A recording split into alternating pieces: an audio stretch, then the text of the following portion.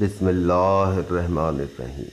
शुरू करता हूँ अल्लाह के नाम से जो नहायत मेहरबान और रहम करने वाला है। अल्लाहुम्मा सल्लि अला मुहम्मद व अला आले मुहम्मद कमा सल्लैता अला इब्राहीम व अला आले इब्राहीम इन्नका हमीदुम मजीद। अल्लाहुम्मा बारिक अला मुहम्मद व अला आले मुहम्मद कमा बारिकता अला इब्राहीम व अला आले इब्राहीम इन्नका हमीदुम मजीद। अस्सलाम वालेकुम दोस्तों, आज एक और हदीस मुबारक के साथ आप लोगों के सामने हाजिर हूँ मैं। आज की हमारी हदीस भी सही बुखारी से है और हदीस का नंबर है 2078 नंबर हदीस। किताब है सही बुखारी।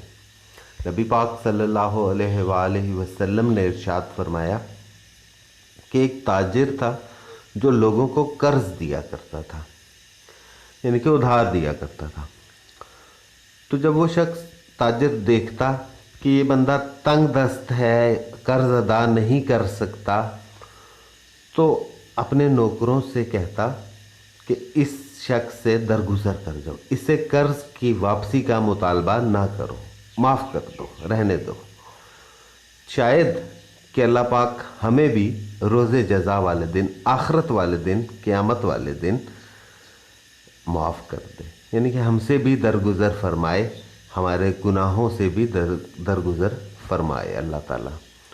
तो नबी पाक ने इरशाद फरमाया कि जब वो शख्स फौत हुआ, यानी कि इस दुनिया से रुखसत हो गया, तो रब्बे कायनात ने उस शख्स को माफ़ कर दिया, उसको बख्श दिया। सुभान अल्लाह, कितनी मज़े की बात है ये कि खालिस अल्लाह के लिए नेकी की जाए तो अल्लाह पाक को वो नेकी बहुत पसंद आती है जो खालिस अल्लाह के लिए की जाए, जिसमें रियाकारी, दिखावा बिल्कुल भी ना हो। यानी लोगों को दिखाने के लिए नेकी नहीं करनी है, सिर्फ अल्लाह को राज़ी करने के लिए हमने नेकी करनी है, तो अल्लाह पाक उसका रिवार्ड हमें ज़रूर देगा। अब हम लोग अक्सर ऐसा करते हैं, कर्ज़दारों को कर्ज़ देते हैं और फिर उसके बाद उनके पीछे लग जाते हैं।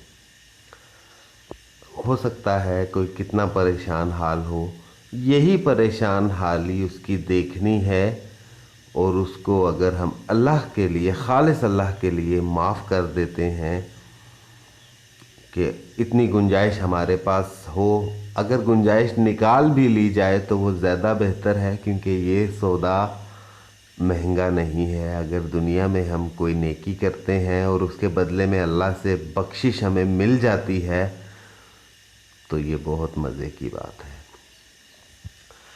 और एक बात यहाँ पर मैं ज़रूर कहूँगा कि जो कर्ज़दार हैं, यानी कि जिन्होंने कर्ज़ा लिया हुआ है, किसी से उधार पैसे लिए हुए हैं, वो जब उनके हालात ठीक हो जाएं तो कर्ज़ ज़रूर वापस करें।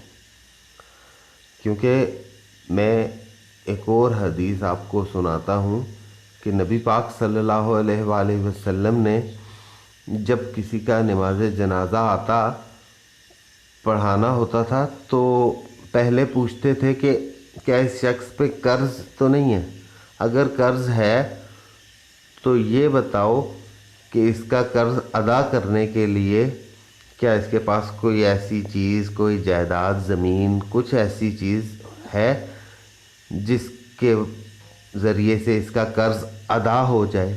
तो जब सहाबा कराम या रिलेटिव, घर वाले कहते कि या रसूल अल्लाह कर्ज़ अदा हो जाएगा, तो तब नबी पाक सल्लल्लाहु अलैहि वसल्लम उस शख्स का जनाज़ा पढ़ाते थे। इसका मतलब ये है कि कर्ज़ अदा करना बहुत ज़रूरी है, क्योंकि कर्ज़ अदा नहीं किया हुआ तो फिर आप यानी कि लटक गए, मरने के बाद भी जन्नत में जाने से रोक दिए जाएंगे। इसका मतलब ये है, जितने मर्ज़ी नेक हों, लेकिन आपने कर्ज़ वापस नहीं किया, जब तक आपको कोई शख्स जिसका आपने कर्ज़ा देना है वो आपको माफ़ नहीं करेगा, तो आपको जो है फिर प्रॉब्लम होनी है अगले जहान में। آخرت میں بھی، بلکہ دنیا سے ہی میرے خیال میں تو شروع ہو گئی کہ جنازہ بھی دیکھ بھال کے پڑھا جا رہا ہے اگر نبی پاک صلی اللہ علیہ وآلہ وسلم کی طرف سے، تو اس کا مطلب ہے کہ قرض ادا کرنا بہت زیادہ ضروری ہے۔ بس اللہ پاک سے یہی دعا ہے کہ ہم لوگ ضرور ایسے نیک عمل کر لیں کہ اللہ پاک ہم سے راضی ہو جائے، کیونکہ اللہ راضی ہو گیا تو سمجھیں کہ رب راضی تو سب راضی۔ اور بس یہ توفیق ضرور ملے کہ ہم نبی پاک صلی اللہ علیہ وآلہ وسلم کی بتائی ہوئی باتوں پر عمل کر سکیں، اچھے طریقے سے عمل پیرا ہو جائیں، تاکہ ہماری دنیا اور آخرت دونوں سنور سکیں۔ وما علینا الا البلاغ المبین۔ جزاک اللہ خیرا۔